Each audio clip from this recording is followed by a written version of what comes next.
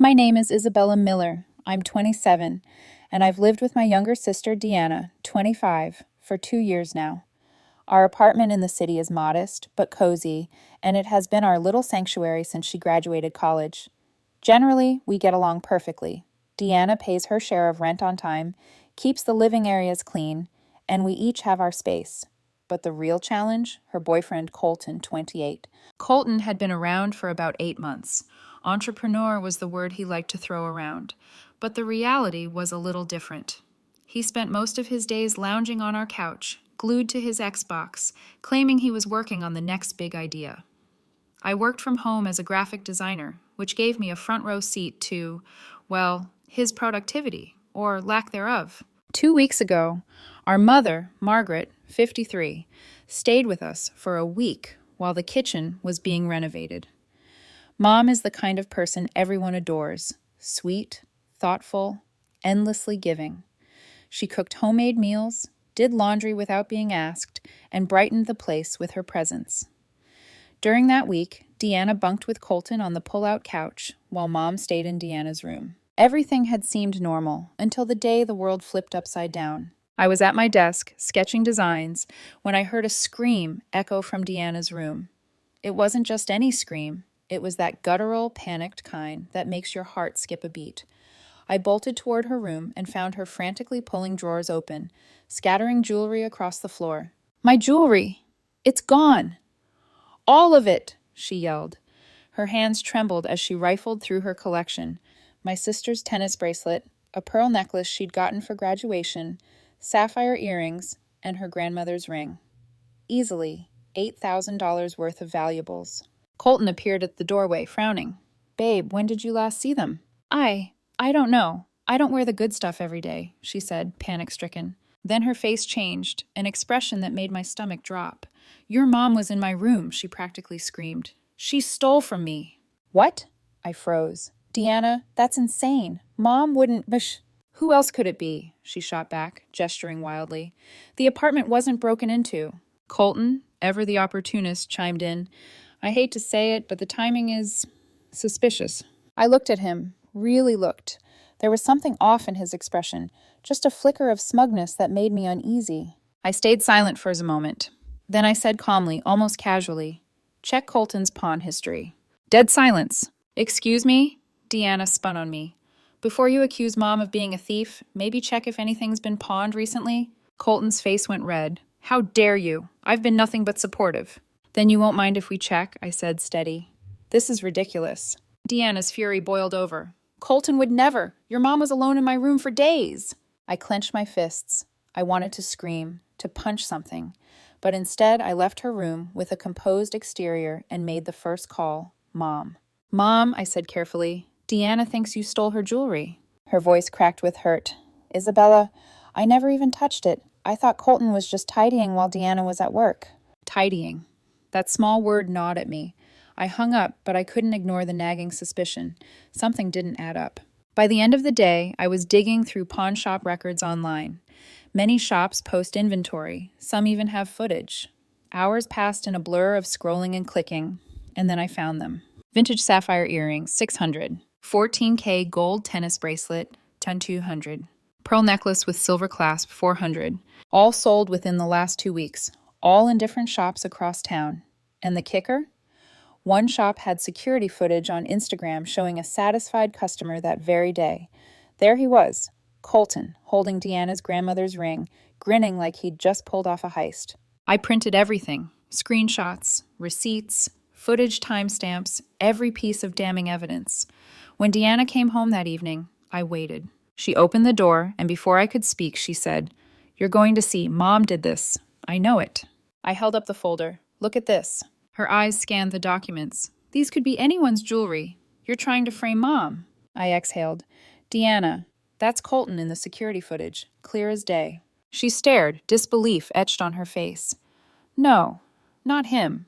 That's fake." Colton, sitting smugly on the couch, looked like a cat who'd caught the canary. "I can't believe you'd go this far to frame me. What kind of sister are you?" Then Deanna dropped the bombshell. "I already called the police. They're coming tomorrow to question Mom. I'm pressing charges." I couldn't help it.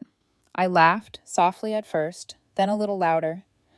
You just saw the proof. Colton is the thief, not Mom. Colton stood, feigning outrage. I don't have to take this. Deanna, I'm one of your family until everyone shows some respect. Deanna shook her head, voice trembling with rage. I'm done living with someone who enables a thief. She packed her things and left. I sank into the couch, heart pounding. This was just the beginning. The next morning, I woke up with a single thought looping in my head.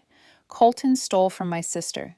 The more I replayed the security footage, the more enraged I felt. Not at Deanna, but at the audacity of someone so close to us, smiling while pawning her grandmother's ring like it was nothing. I spent the day compiling every scrap of evidence. Pawn shop websites, social media posts, receipts. I left no stone unturned. The more I dug, the clearer the pattern became. Pieces of Deanna's jewelry had been sold at multiple locations, all using Colton's ID. Vintage sapphire earrings here, a pearl necklace there, the gold tennis bracelet somewhere else. Each listing had a timestamp, each timestamp nudging me closer to the truth I already knew. By late afternoon, I had a folder thicker than a small novel. Security footage, transaction records, timestamps, and even a few screenshots from pawn shop Instagram stories showing Colton holding her jewelry with that same smug grin. I felt a mix of satisfaction and dread.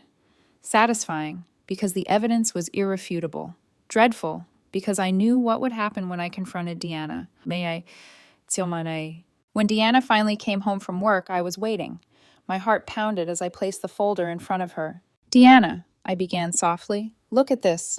Every piece of your missing jewelry, Colton's ID is on the transactions. Here's the footage. Her eyes scanned, disbelief etched in every line of her face. No, this can't be real. You're trying to frame Mom, just like Colton said. I shook my head, holding my voice steady. Deanna, it's him. Look at the timestamp. Look at his face. He sold your grandmother's ring himself. Colton, lounging on the couch, crossed his arms, looking offended. I can't believe you'd go this far to make me look guilty. You're all trying to ruin me. Deanna froze, torn between the evidence in front of her and the man she'd been defending for months. He wouldn't do this to me. He loves me. I felt my chest tighten. Deanna, love doesn't make people immune to greed or lies.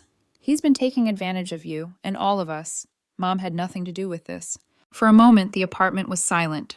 Then she shook her head violently. No, this is impossible. You just hate him because he's different. You want him gone. Her words stung, but I stayed calm. Deanna, if you refuse to see the truth, I can't stop this. But I won't let him get away with it. We'll get the police involved. Her face paled. You wouldn't call the police on Mom, right? Mom, I repeated, incredulous. She's the one who's been wrongly accused. I'm calling the police to stop him. Colton stood abruptly, voice rising. You don't understand. I was just trying to help. She gave me the jewelry to sell. Mom, she promised me a cut. I blinked, stunned. The audacity. You're serious? I asked, disbelief lacing my words. Of course, he said, a smug grin spreading across his face. I was only trying to make things right. I looked at Deanna, who was trembling, torn between her boyfriend's lies and the overwhelming evidence. Deanna, you need to choose the truth over blind trust. Look at the facts. He tried to frame Mom, your own mother. She stared, tears welling up in her eyes. I need to think. But I knew she had already made her choice, at least for now. She couldn't fully face the betrayal yet. She packed a few things and stormed out, leaving behind a note accusing me of betrayal. As the door clicked shut, I exhaled deeply. The tension didn't leave my chest. This wasn't over, not by a long shot. Colton had set the stage for a disaster, and Deanna's denial only fueled the fire. But at least now, the truth was in my hands, and I was ready to follow it wherever it led. The next morning, the doorbell rang like a storm signal. I opened it to find two detectives standing there, Detective Morrison and Detective Ruiz, badges gleaming, professional yet approachable. We're here regarding a theft report your sister filed, Morrison said, stepping inside. I nodded, leading them to the living room. I suspected you might be. Here's everything I've gathered. I handed over the thick folder. Pawn shop receipts, screenshots of social media posts, timestamps, and security footage from multiple stores. Ruiz flipped open his tablet. Pawn shops require ID for all transactions. Who's listed? I watched as they scanned the evidence. Colton, every single transaction, Morrison said, eyebrows raised. He's been living here off and on? Mostly here, I replied, keeping my tone even. He doesn't have official residency, but he's been around nearly every day. Morrison exchanged a glance with Ruiz. We'll need to speak with him. The rest of the day passed in a blur. I could feel Deanna's disbelief simmering beneath the surface, even from her absence. 2 hours later, my phone rang. Isabella, they arrested him, she screamed. This is your fault. You set him up. I froze for a moment, then laughed quietly. Deanna, look at the evidence. The pawn shop records, the footage, it's all there. Her voice cracked with frustration. He said Mom stole the jewelry and gave it to him to pawn. I shook my head. Exactly. He tried to frame a 53-year-old woman for theft, and now the law is catching up with him. But Colton's delusions didn't stop there. Bail was set, and his brother posted it immediately. Within hours, Colton launched an offensive, telling anyone who would listen that Mom was the mastermind, and he was merely the pawn, literally. Deanna, still unable to let go of her blind loyalty, backed him up, calling our extended family and posting online about betrayal in wolves in sheep's clothing. My aunt called me later, confused. Isabella, your sister is saying your mother stole from her? I sighed, yes, and now I have to explain the entire story to dozens of relatives. Meanwhile, Colton's attempts to clarify his story at the pawn shops only incriminated him further. First, he claimed he needed to update his statement. Then he insisted the shop asked him to pawn items for an elderly woman. On the third visit, he added a convoluted tale about being manipulated by an older woman. All three were recorded. All three contradicted the first story. Ruiz called me later, laughing. Your sister's boyfriend just made our case for us. He keeps changing his story on camera. He's trapped. Yet Deanna refused to see reason. She moved back in briefly, ostensibly to pack her things, leaving a note. I can't live with someone who destroys relationships and frames my boyfriend. Mom is lying. You're all in on it. I read it and shook my head. The audacity was breathtaking. The emotional storm wasn't over yet, but one thing was clear. Colton's lies were unraveling, and the legal consequences were closing in. Even though Deanna's denial clouded her judgment, the pieces of truth were falling into place. It was only a matter of time before justice began to reclaim its hold. The days that followed felt like walking through a storm. Colton's bail allowed him to roam freely, but his story was crumbling with each passing hour. Pawn shop owners, detectives, even social media posts, they all painted him as the guilty party. Yet somehow, Deanna clung to him. She hired a private investigator, insisting that Mom had to be guilty.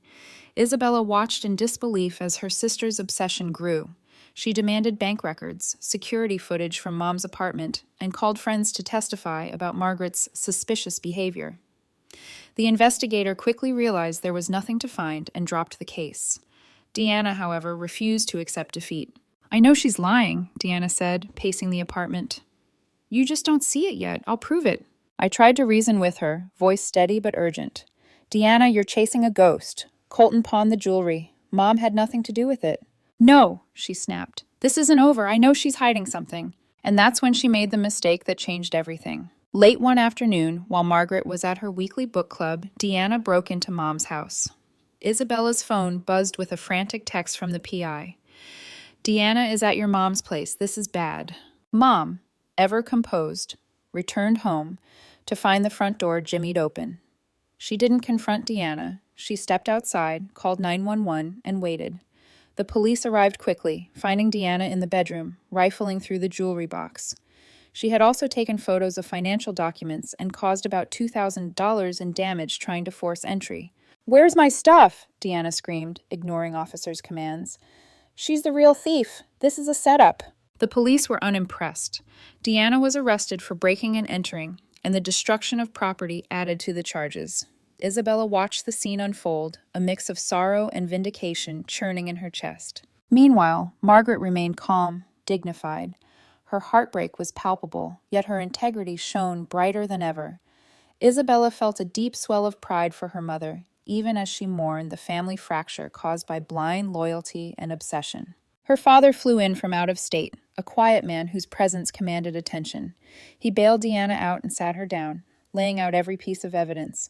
Colton's pawn shop receipts, security footage, his multiple contradictory stories, and the impossibility of Mom's involvement. Deanna's response, "You're all in on it." Her father cut her off financially, emotionally, everything. She was on her own until she came to her senses.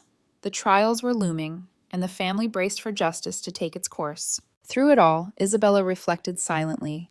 She had stayed calm, collected, and methodical. Watching her sister spiral into delusion and criminality was painful, but also a stark reminder. Some people cannot be reasoned with when love blinds them. The trials began in quick succession, starting with Colton. His lawyer tried every trick in the book: temporary insanity, manipulation by an older woman, even feigned gambling problems and economic hardship. But the prosecutor was unrelenting.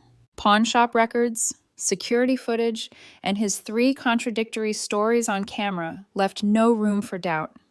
Text messages between Colton and Deanna further exposed his scheme. Messages like, "Babe, if I don't get $500 by Friday, my brother's kicking me out.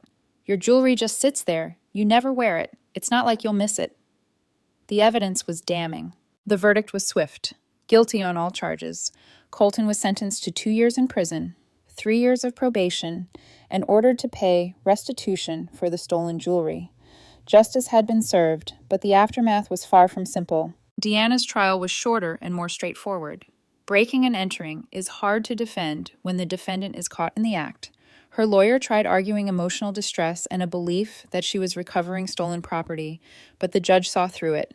She was sentenced to 6 months probation, 100 hours of community service, and a restraining order keeping her away from Mom. In court, she stood up and shouted, "This is a miscarriage of justice! She stole from me!" The judge's reply was calm and cutting. "Ma'am, the only proven thieves here are your boyfriend and now you." After the trials, life began to settle into a new normal. Colton was in a minimum security prison. His brother, having learned the truth, ensured he faced consequences. Margaret slowly recovered from the betrayal, joining a new book club to avoid gossip and even considering moving closer to Dad for peace. Deanna, however, remained convinced of her conspiracy theories.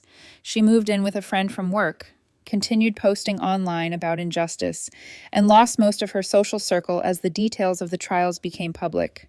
She remained isolated, blind to the truth, unable to reconcile her actions with reality. Isabella, meanwhile, had reclaimed her apartment. She had a new roommate, someone reliable, honest, and, most importantly, not dating thieves. Life felt peaceful again. She still occasionally heard from Mom, who would ask after Deanna. Isabella's answer was simple. She made her choice. We did our part. In the end, Isabella reflected on the painful lesson. Love can blind people, not just to lies, but to the harm they cause themselves and others. In Deanna's case, it made her blind, deaf, and criminally reckless. The jewelry had been recovered, justice had been served, but the scars remained. The hardest truth? Some people refuse to see the reality in front of them. And when that happens, no amount of evidence or logic can help. Sometimes you just have to step back, protect what matters, and let them learn the hard way. Isabella closed her laptop, took a deep breath, and finally felt peace settle around her. Life was moving on. So was she.